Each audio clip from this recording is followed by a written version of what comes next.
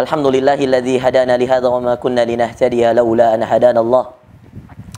Tsumma alhamdulillahilladzi bi ni'matihi tatimmu shalihati bi fadlihi taqsal ghayat. Adada khalqihi wa rida nafsihi wa zinata 'arshihi wa midada kalimatihi. Subhanaka ya Rabbana la nuhsi thana'an 'alaika anta kama athnayta 'ala nafsik. Subhanaka la 'ilma lana illa ma 'allamtana. Innaka antal 'alimul hakim. Allahumma faqqihna fid din wa 'allimna ta'wil. Rabbi shrah li sadri wa yassir li amri wa hlul 'uqdatam min lisani yafqahu qawli. Radina billahi rabban wa bil islami dinan wa bi Muhammadin nabiyyan wa rasulan. Allahumma salli wa sallim wa barik wa an'im ala al-mab'uthi rahmatan lil alamin nabiyyina wa qudwatina wa uswatina Muhammadin ibni Abdillah salawatu rabbina wa salamuhu alaihi wa ala alihi wa azwajihi wa ashabihi wa man tabi'ahum bi ihsanin ila yaumiddin. Amma ba'd. Para ikhwah dan akhwat yang dimuliakan oleh Allah Azza wa Jal, para jomblo fi sabilillah yang dimuliakan Allah Azza wa Jal, semoga Allah Subhanahu wa taala menjaga kalian, menjaga kita semua dari berbagai macam penyakit hati. Semoga Allah Subhanahu wa taala menjadikan kita semua hamba-hambanya yang bertakwa di jalan Allah, dan semoga kita semua dalam keadaan yang seperti ini semakin dekat dengan Allah, semakin takut kepadanya, semakin mendekatkan diri kita untuk mencari keridhaannya, dan semoga Allah Subhanahu wa taala memberikan kepada kita taufik, hidayah serta rahmatnya, sehingga kita semua bisa menjadi hamba yang selalu bersyukur, hamba yang selalu bersabar, dan hamba yang selalu berusaha untuk menjadi hamba yang diridhai oleh Allah Azza wa Jalla. Teman-teman sekalian yang dimuliakan Allah, pada kesempatan kali ini kita akan coba membahas secara khusus, secara detail dan secara terperinci bagaimana sebenarnya hal atau bagaimana sebenarnya cara yang harus dilakukan oleh mereka yang berada dalam kesendirian untuk menyesuaikan dirinya dalam keadaan yang memaksa dirinya berada dalam kesendirian. Sendiri dalam kesendirian. Nah, ini luar biasa. Kayak kegelapan di atas kegelapan. Sebagaimana Allah menceritakan tentang Nabi Yunus alaihissalam berada dalam kegelapan di dalam kegelapan. Paling tidak ada 3 kegelapan yang dirasakannya. Ketika Allah bercerita dalam surah Al-Anbiya, a'udzu billahi minasyaitonir rajim, wa dhannuni idh dhahaba mughadiban fadhanna an lan naqdira alayhi fanada fi dhulumati an la ilaha illa anta subhanaka inni kuntu minadh dhalimin. Kata Allah Azza wa Jalla, wa dhannun, ingatkah kalian tentang Yunus, Nabi Yunus, nama lainnya, julukannya Dhannun. Idh dhahaba mughadiba, ketika dia pulang dari kaumnya dalam keadaan perasaan kecewa. Fadhanna an lan naqdira alaihi, lalu dia mengira kami tidak mengetahui perasaan kecewa tersebut. Fanada fi dhulumat, lalu dia naik di atas sebuah kapal, lalu kemudian karena kapalnya begitu berat, maka kemudian harus salah seorang di antara penumpang itu yang harus diturunkan, harus berenang ke lautan. Maka ketika diundi, muncullah Nabi Yunus alaihissalam, lalu kemudian melompatlah Nabi Yunus. Ketika dia melompat, dimakanlah oleh seekor ikan paus dalam riwayat. Dikatakan ikan hiu yang besar. Yang jelas, apapun jenis hewannya, jenis ikannya, ya, tidak begitu penting apakah itu paus, apakah itu hiu. Yang jelas, dia berada dalam perut ikan. Fadhanna an lan naqdira alaihi fanada fi dhulumat. Lalu dia berdoa dalam kegelapan. Az-zulm itu kegelapan. Seperti hadis Rasulullah sallallahu alaihi wasallam, basyiril masya'ina fi dhulam. Az-dhulam itu artinya kegelapan. Az-dhulaman, dua kegelapan. Az-dhulumat, ya, kegelapan-kegelapan, banyak kegelapan. Paling tidak ada 3 kegelapan, ini paling tidak minimal. yang dirasakan oleh Nabi Yunus alaihissalam ketika itu. Satu, perhatikan ikhwas sekalian. Fanada fil dhulumat. Maka dia berdoa dalam kegelapan, di atas kegelapan. Kegelapan yang pertama dikatakan oleh para ulama, kegelapan di dalam perut ikan. Yang kedua, kegelapan di dalam lautan. Lautan itu gelap, saudara sekalian. Bahkan sebagian mengatakan, para ilmuwan mengatakan lebih gelap daripada kegelapan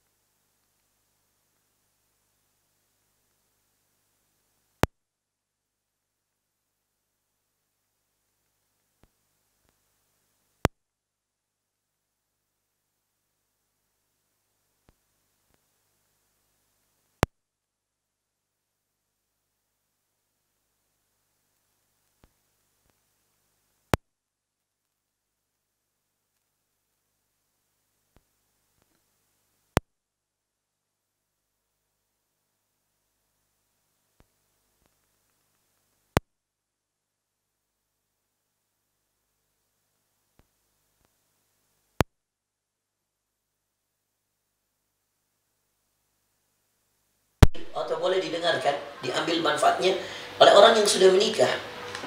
Bagaimana ketika mungkin Anda nanti berada dalam kesendirian, ketika kemudian Anda harus tugas ke kantor atau kemana, sehingga kemudian Anda berada dalam sebuah kesendirian. Ya, Anda harus meninggalkan keluarga Anda harus meninggalkan teman-teman Anda harus meninggalkan semua yang berada di dekat Anda, ya. Maka Anda berada dalam kesendirian, Ya, yang sudah menikah pun kita tidak menutup kemungkinan suatu saat kita kemudian bersafar dan kita dalam keadaan sendiri, ya, dalam keadaan kemudian kita menunggu, ya, pekerjaan kita selesai, lalu kemudian kita harus berada dalam kesendirian jauh dari keluarga, atau mungkin seperti Ibrahim alaihissalam yang harus berada dalam kesendirian dalam perjalanan ketika kemudian meninggalkan kota Makkah menuju Palestina. Dan di dalam kegiatan seperti ini, ya, di dalam keadaan seperti ini, yaitu keadaan wabah corona, kita perlu menyikapinya, ya. Sebagaimana Yunus alaihissalam dalam kegelapan, di atas kegelapan, dia tidak berhenti bertasbih memuji Allah azza wa jalla. Dalam ayat dilanjutkan tadi, فَنَادَى فِي الظُّلُمَاتِ أَن لَّا إِلَٰهَ إِلَّا أَنتَ سُبْحَانَكَ إِنِّي كُنتُ مِنَ الظَّالِمِينَ. Maka Nabi Yunus ketika itu berada dalam kegelapan dan berada dalam kesendirian. Tidak ada satupun manusia yang tahu waktu itu bahwa Yunus berada dalam perut ikan. Tidak ada, saudara sekalian. Tidak ada yang kemudian bisa membantu Yunus keluar dari perut ikan ketika itu, tidak ada, kecuali Allah.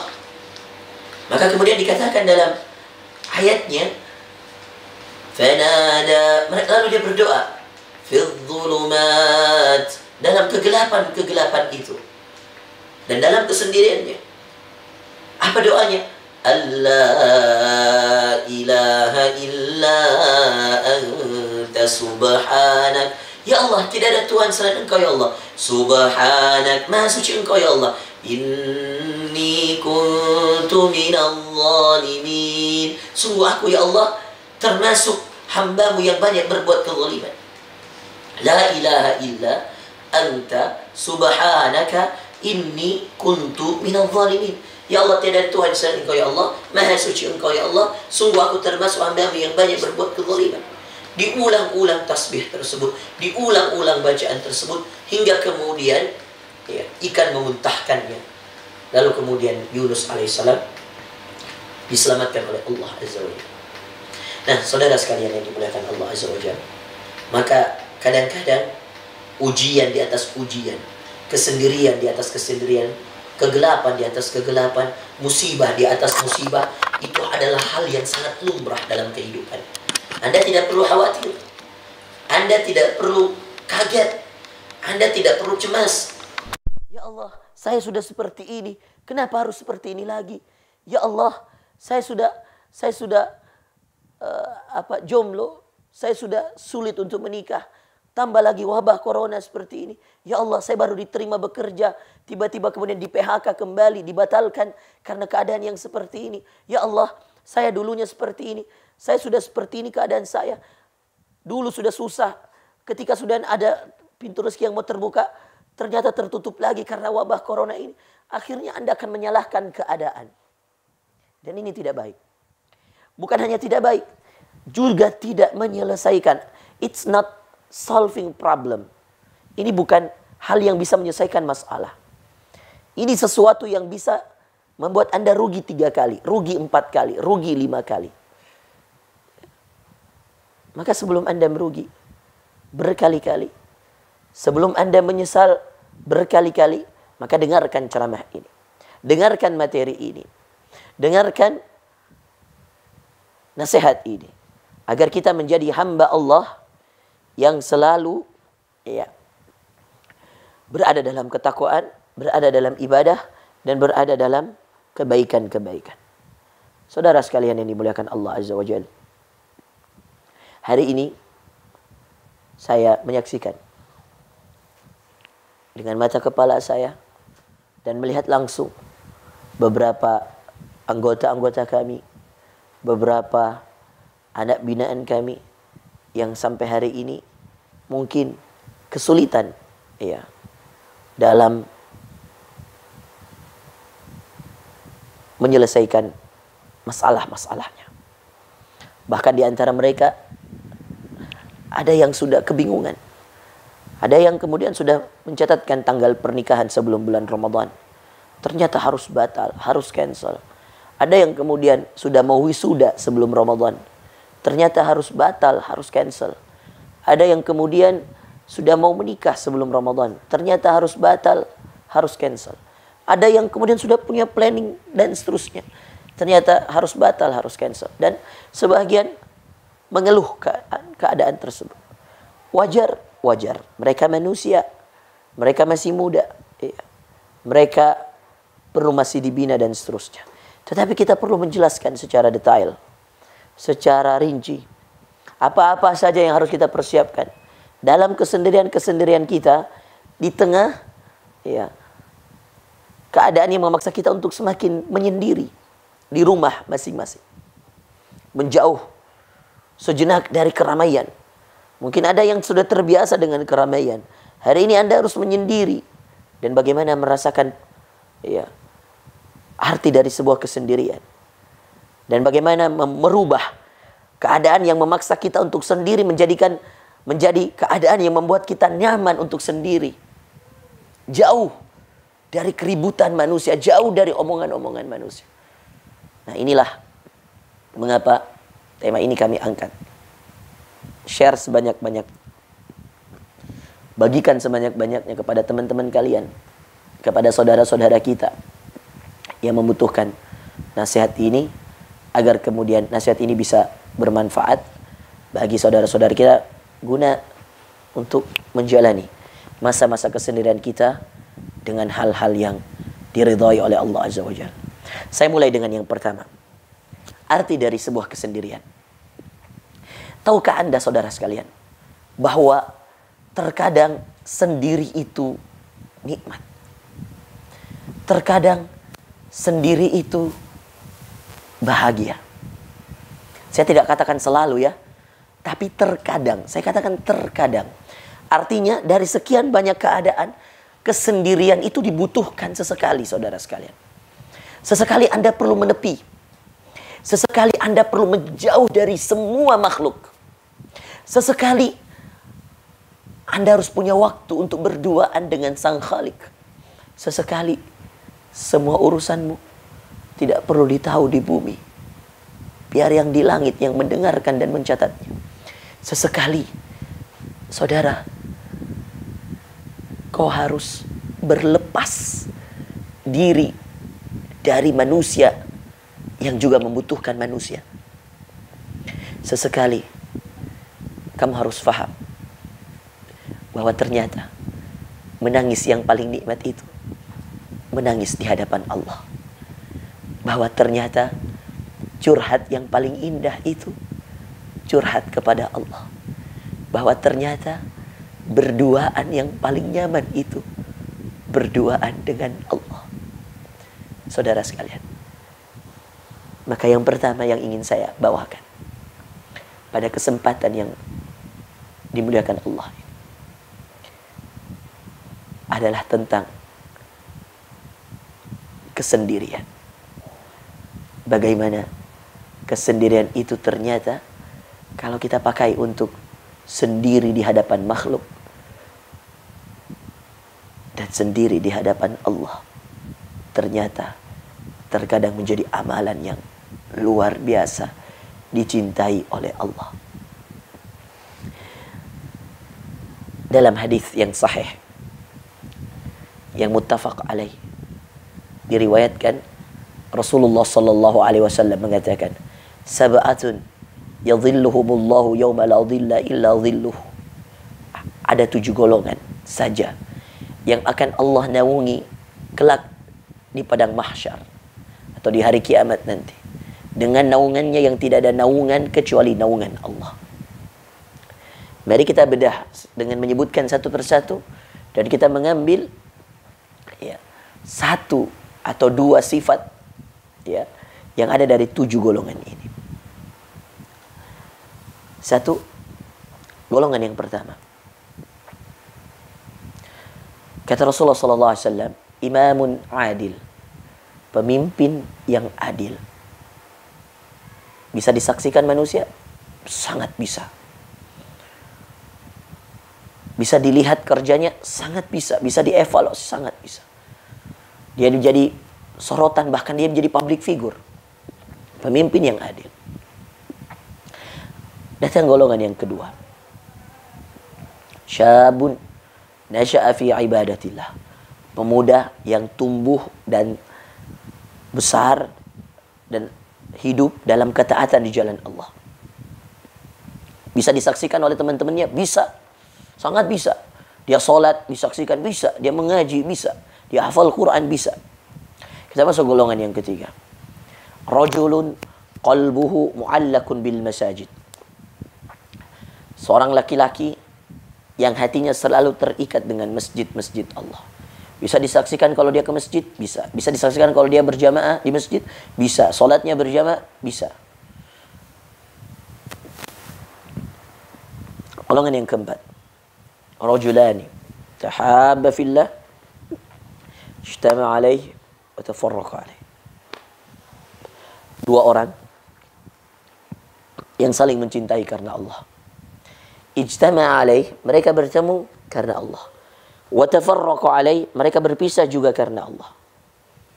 Mereka saling bertemu, saling melihat? Iya. Tafarraqa alaih, mereka saling berpisah? Iya. Ada yang mengetahui? Ada. Baik. Kita masuk golongan yang kelima. Rajulun tasaddaqa bi sadaqatin fa akhfaha hatta la ta'lamu shimaluhu ma tunfiqu yaminuhu. Ini golongan yang kelima yang akan menjadi salah satu di antara pembahasan kita. Seorang yang bersedekah. Bersedekah bisa disaksikan? Bisa. Boleh enggak bersedekah terang-terangan? Boleh. Kata Allah Azza wa Jalla dalam Al-Quran, wa anfaqu mimma razaqnahum sirran wa alaniyah.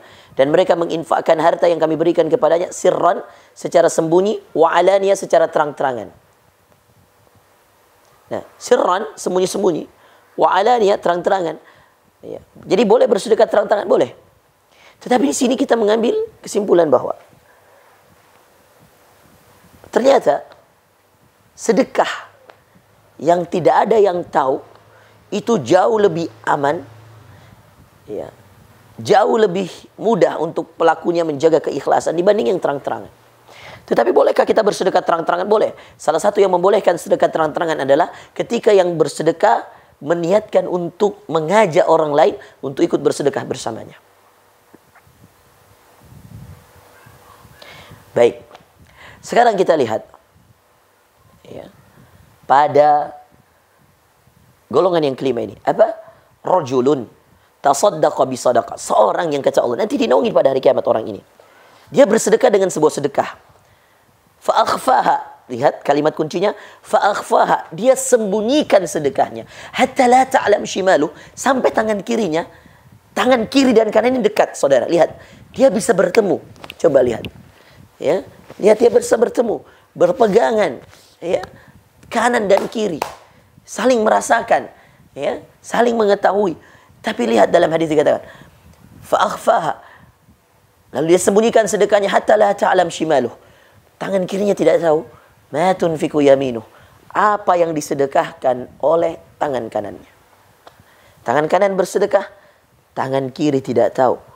Kiasan bahwa orang yang bersedekah dengan cara seperti ini, yaitu jangankan keluarganya, tangan kirinya saja yang masih anggota tubuhnya, itu tidak tahu apa yang disedekahkan oleh tangan kanannya. Teman-teman sekalian yang dimuliakan Allah, lalu siapa yang tahu dia seorang diri dari golongan makhluk, dan hanya satu pencipta, maka hanya satu yang berkuasa, dan karena hanya satu yang maha mengetahui, maka hanya satu dari Khalik, satu saja Khalik, ya. Hanya dia seorang yang mengetahui bahwa yang bersedekah itu hanya sang Khalik semata,